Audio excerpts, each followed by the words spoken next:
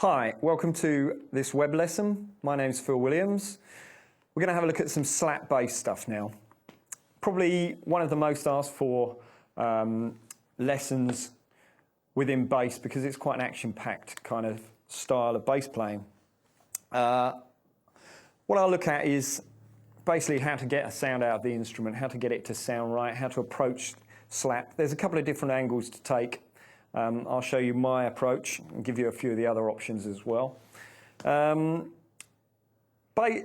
one of the real fundamental principles of bass playing, slap bass playing, is to have a good solid sense of time.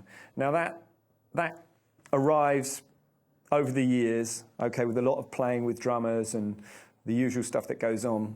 But for the minute, with this lesson, it would be useful to have a drum machine. I mean, it's all about rhythm. It's all about, good time. So having a drum machine is I would say, is a really good step in the right direction to getting you slapping together quickly. I've got one here. I'll demonstrate a few little bits of slapping. I'll do a bit of playing, and then we'll have a look at what's going on.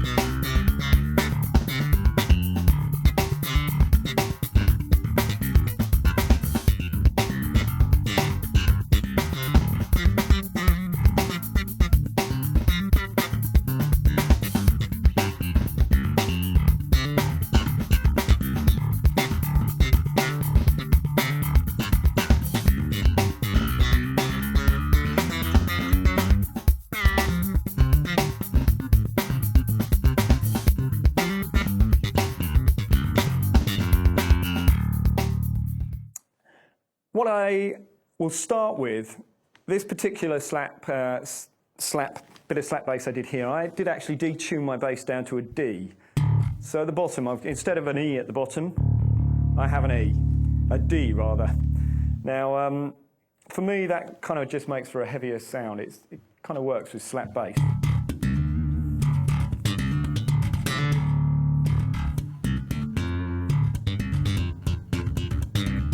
So it's just got a different sound. If I bring it back up to E,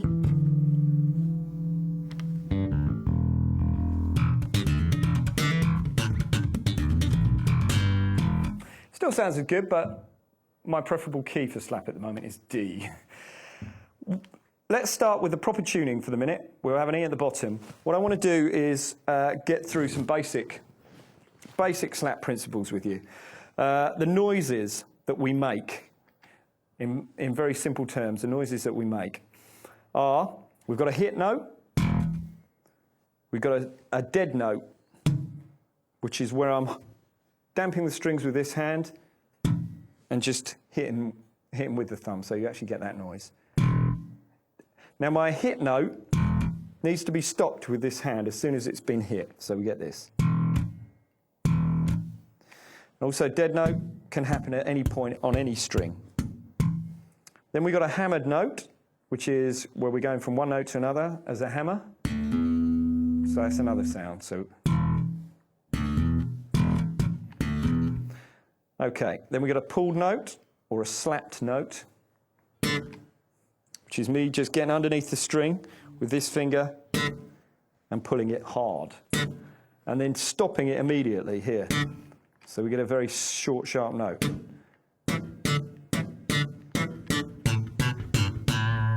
Then we've got a hammered note on the fretboard. And where with this hand, I tend to hit the fretboard around about where the last fret is. Certain amount of accuracy involved with this.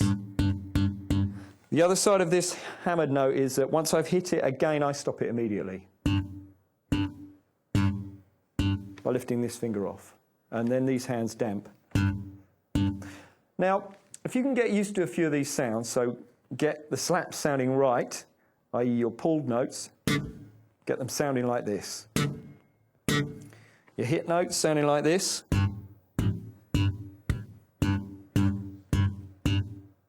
and you're hammered and hit notes.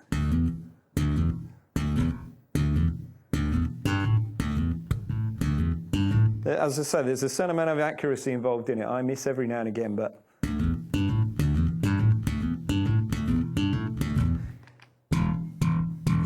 And your open notes hit. Putting all of these kind of sounds together with the dead notes, you end up with something that you can build rhythms with.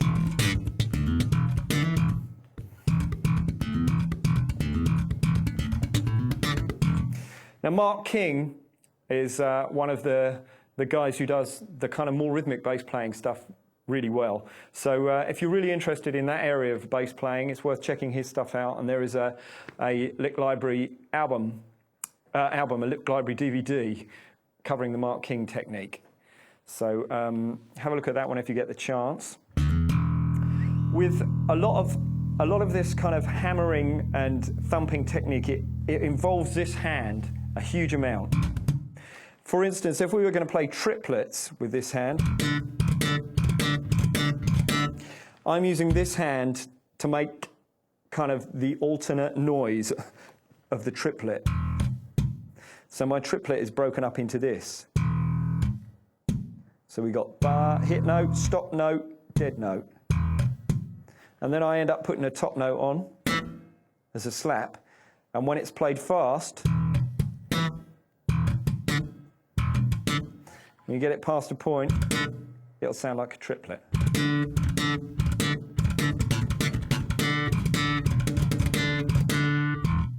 Right, let's have a look at playing some stuff with the drum machine. What I'm going to do is I'm going to play a riff with this drum groove. I'll play it first, then we'll break it down, see what I'm playing, and then we'll start the drum machine again. I'll play the bass riff, and you guys play along with me at home. So let's have a listen to how the bass riff goes.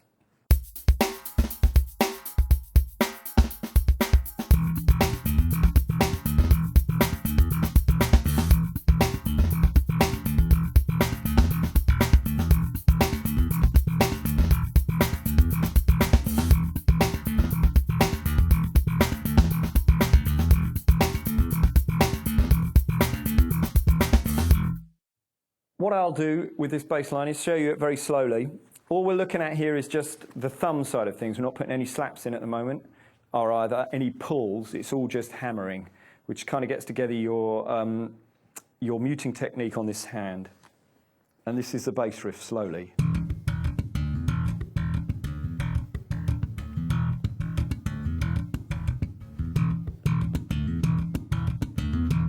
So what we're doing here is this.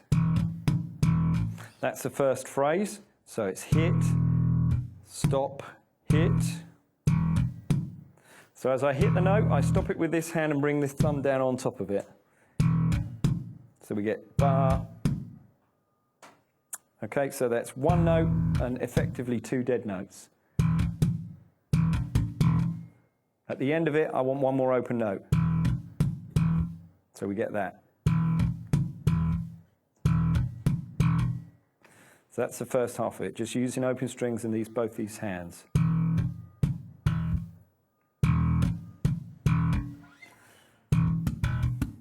At the end of it, I want another dead note, and then we hit this hammer on. So we get this.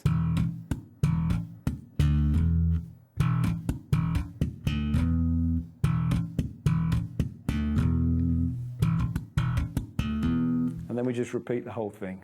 So that's it.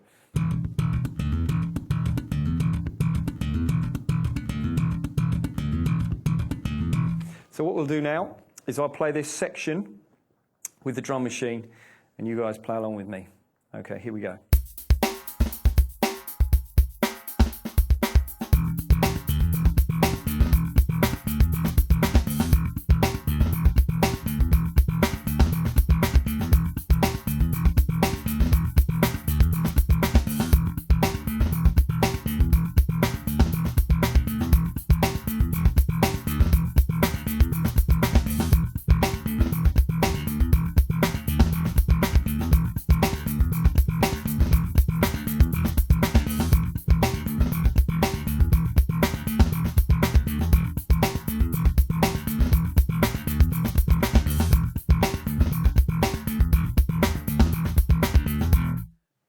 Okay, that's a bit fast.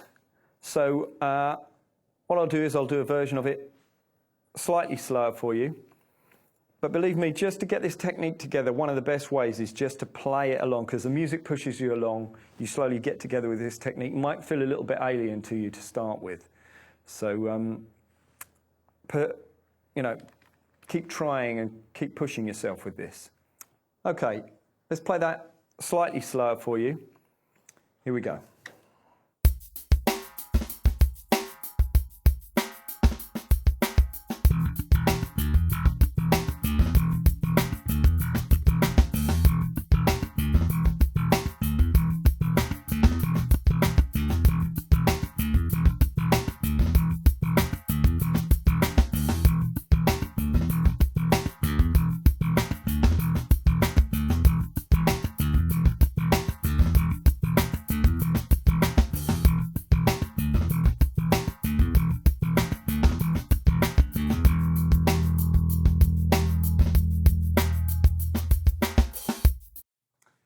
Okay, you may find that it's harder to play it slower.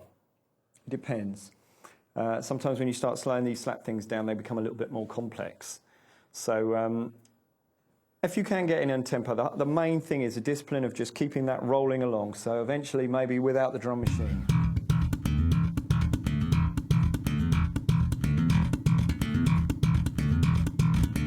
You can feel the pulse running through it. But a good way to start is to have that metronomic drum machine in the background. With this bass riff, adding some other bits make it a bit more interesting. So what I'm doing really is just adding slaps in place of maybe a hammer on here. Often with any of this stuff, I could get through a lot of this by saying, this is the feel you should play in here.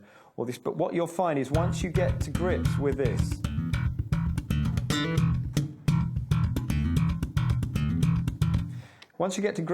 you'll start maybe working out where your own fills should occur.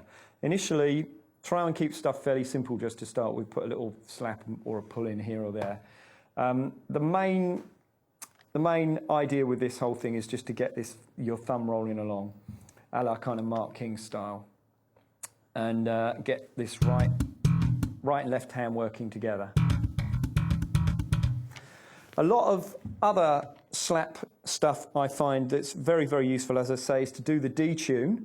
If we're working on this principle that with an open E, everything kind of works across this point from the 5th to the 7th in a kind of caged block section on the bass. Kind of works there for this slap thing. If I tune my E string down to a D, yeah, I effectively move this shape kind of 2 frets down.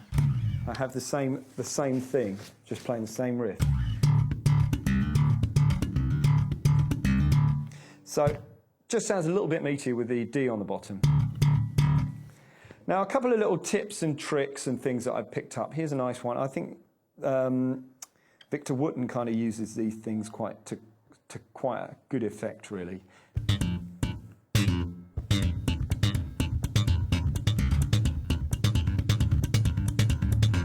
And Marcus Miller, these little kind of hammered notes.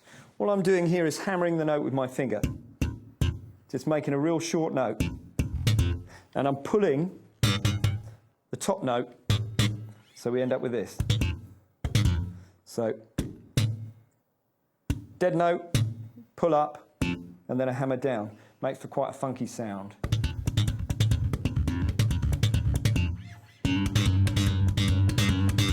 Country and Western vibe, I think that's it. Hammering from the 4th fret onto your G, 5th fret, pulling the top string. Same principle. It's all about dead notes and creating rhythms.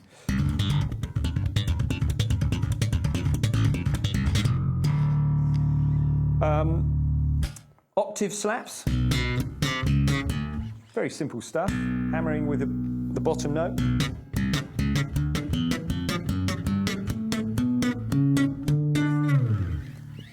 more kind of closed slap stuff. Good thing about these kind of sounds is that you want to get everything sounding as clean as possible, and that's where good right hand comes in. A good hammered hit here accurately.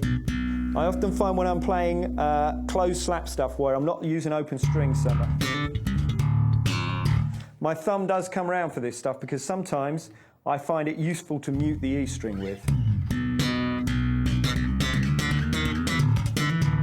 So it's incorporating all of these factors, really. So as you can see, my hand kind of works across. I've got muting from here, muting from my thumb. This hand's muting. Short notes, this one's lifting off the notes.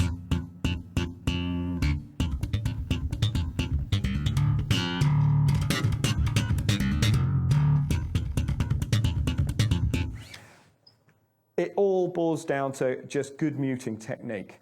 When you slow these slap styles down, they are just noises. It's when they're actually brought up to speed and played with the drum machine, they actually start to make some good sense. Also, other nice little factors is bent notes, a pulled bent note.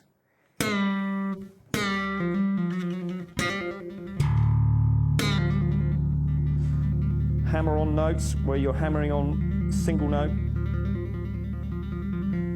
Kind of guitar technique. A guy to watch out on and to check out for this style is a chap called Marcus Miller, who does this stuff absolutely fantastically, where he ends up playing a lot of melodies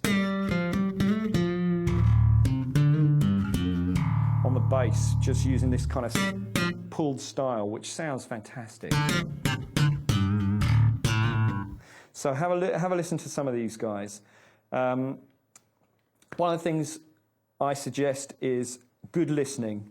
I find some great slap bass players and have a good listen to them, because you are what you eat in this business. If you get better people you can listen to, and the more inspiration you get, the more likely you're to practice and emulate them and come up with your own thing.